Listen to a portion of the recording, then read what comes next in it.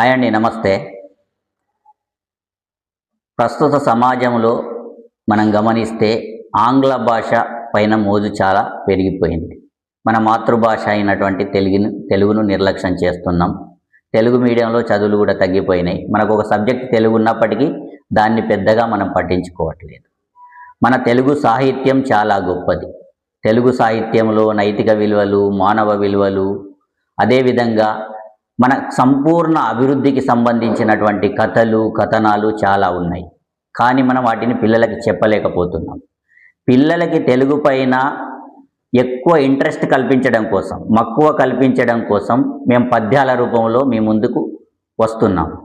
కాబట్టి తెలుగు పద్యాల్ని పిల్లలకు నేర్పించడం ద్వారా పిల్లల్లో తెలుగు పట్ల జిజ్ఞాస పెరుగుతుంది. అదేవిధంగా జ్ఞాపక శక్తి పెరుగుతుంది. అదేవిధంగా మెదడు చురుకుగా పనిచేయడానికి అవకాశం ఉంటుంది.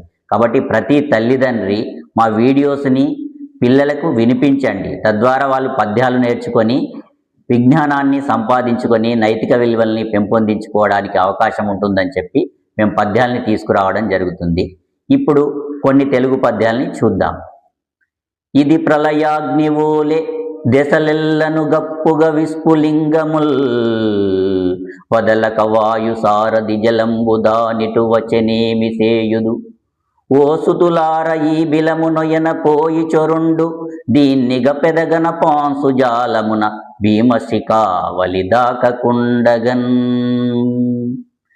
కొడుకుల బ్రహ్మ విత్తముల గోరిన ఎట్టుల వీరి నలుగురింబడసి తిన్నిమ్మహాత్ములన్ నపాయము నొందక యుండ బెంచుచున్ నడుపు మటంచు నన్ను మీ మునినాథుడు జనకుండు పంచి ఇప్పుడయటయేని బోయ ఈ హృదబుద్ధలంబుదలంపకక్కటన్.